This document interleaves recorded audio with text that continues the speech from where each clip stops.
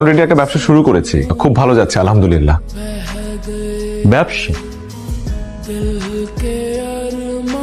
কিন্তু এটা তো কোনো ফিউচার নেই, খুবই রিস্কি। কারো কপাল খোলে, আবার কারো কপাল খোলেই না।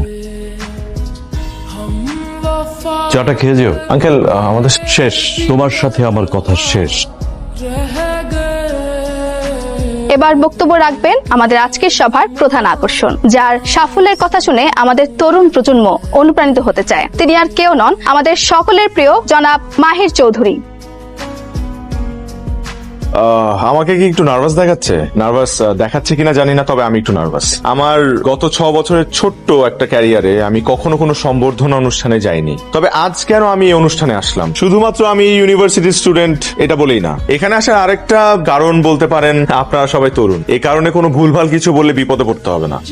একটা সময় আমিও আপনাদের জায়গায় ছিলাম, তো আজকে ভাবলাম আমার লাইফের কিছু অভিজ্ঞতা আপনাদের সাথে শেয়ার করি। আচ্ছা, আগেই বলিনি আমি কোনো কনভেনশনাল স্পিচ দিতে পারি না। আমাদেরকে তুমি করে বলেন স্যার। How nice. আমি এই কথাটা শোনার জন্য এতক্ষণ অপেক্ষা করছিলাম, কারণ নিজের ভার্সিটির ইয়াং এবং জুনিয়র ভাই বোনদেরকে আসলে আপনি করে বলাটা শোভনীয় না। Thank you guys for making me comfortable. আচ্ছা, তাহলে এখন একটু সিরিয়াস আলোচনা করি তোমাদের সাথে। আগে আমার একটা প্রশ্নের উত্তর করো। আচ্ছা, তোমাদের সবার তো এখানে গ্রাজুয়েশন কমপ্লিট, রাইট? তো কারা কারা লাইফে চাকরি করতে চাও? হাত তোলো। বাহ, সবাই হাত তুলেছে, শুধুমাত্র তুমি আর তুমি। ওকে, হাত নামাতে পারো। তোমরা তিনজন চাকরি না করে কি করতে চাও? বিজনেস। তাহলে বাকিদেরকে একটা সাজেশন দেই, তোমরা আজকেই তোমাদের সিভি গুলো এই তিনজনকে দিয়ে রাখো, কারণ একটা সময় এই তিনজনের কাছেই তোমাদের যেতে হবে চাকরির জন্য। দেখো, একটা দেশে সবাই যদি চাকরির পেছনে ছোটে, কেউ যদি ব্যবসা না করে, তাহলে তারা চাকরিটা করবে কোথায়? তাদেরকে চাকরিটা দেবে কে? সরকারের পক্ষে তো সবাইকে সরকারি চাকরি দেওয়া পসিবল না। দেশে যত বেশি ব্যবসা হবে, তত বেশি কর্মসংস্থান হবে এবং তোমরা ভালো ভালো চাকরির সুযোগ পাবে। তারপর আমি খেয়াল করেছি যে সবার একটা ভ্রান্ত ধারণা আছে যে বিজনেস করলে বড়লোক হওয়া যায়, বা মানুষ ব্যবসা করে শুধুমাত্র বড়লোক হওয়ার জন্য, কিন্তু বিষয়টা কিন্তু তা নয়।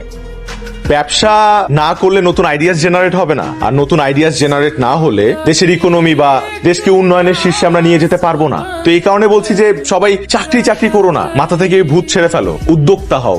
ওকে, থ্যাংক ইউ। স্যার, কিছু বলতে চাই।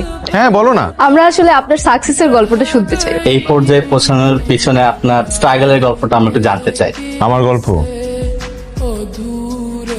মাহির, লেখাপড়া তো শেষ করছো, এখন কি করবা ভাবছো কিছু? নাকি ওই ব্যবসাতে আটকায় থাকবা, না চাকরি বাকরি কিছু করবা? আব্বা আমার হুদাই চাকরির কথা কেন বলো? আমি তো চাকরি করবো না, প্রথম থেকেই বলে আসতেছি আমি ব্যবসা করবো, উদ্যোক্তা হবো। আর এই চাকরি বাকরি আমার যে হবেও না। ব্যবসায় কিন্তু রিস্ক আছে, ব্যবসায় রিস্কের মধ্যে আমি আমার ছেলেরা যাইতে দিব না। ওর যেটা মন চায় ওইটা কর।